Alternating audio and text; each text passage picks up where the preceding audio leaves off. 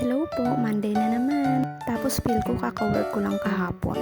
Diyos, eto na nga, ako palang mag-isa sa office. As always, your early bird. Charing. Ganun talaga pag nangangailangan ng increase. Miss Jackie, baka naman. Charis. Kemi lang po. Hindi kasi yung partner in life ko kasi is lagi ako hinahatid sa work. Siya kasi ang time niya is 9 a.m. Then ako naman is 10 a.m. So nagkataon lang talaga na mas maaga ako sa work. O diba, nakits nyo ba? Intindihin nyo na lang. So ayun na yung kwento ng buhay ko.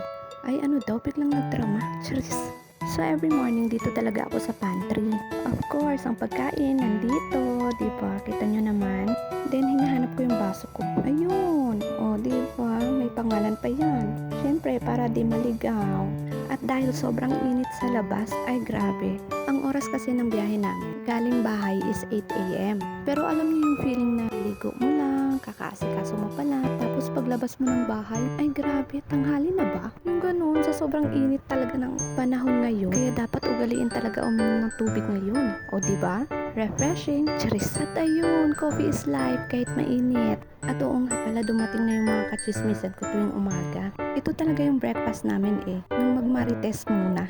Tapos mang backstab. Charing lang. Charis lang po, hindi namin gawain yung mamaya sabihin nyo. Ang lagi talaga namin pinagkwekwentuhan ay yung mga hamon sa buhay. Kamusta na ba? Kaya pa ba? Yung mga ganun. Nakakagaan din talaga ng trabaho. Kapag yung mga nakapaligid sa'yo tinatapik ka sa likod. Tapos sasabihin, may chika ako mamaya. Charis lang. Yung minomotivate ka, tapos sasabihin sa'yo, may maitutulong ba ako? Kapag nakikita nila natambak ka na, tapos sasabihin nila, okay ka pa ba? Charis lang. Umiyak, nagdrama na bigla. So shoutout po sa admin department, thank you po sa inyo. And laban lang, charis. At ayun, saan na ba ako banda? Ito po, yan na po yung breakfast ko, tinapay.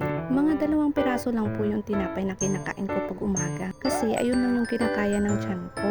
Hindi po kasi talaga ako morning person, kaya ganyan. At sa nakikita nyo po dyan, pinipisa to, iniipit ko po talaga yung tinapay. Ewan ko, nasanay lang siguro ako. O nakuha ko rin yan sa lolo ko. Kasi naalala ko nung bata pa ako.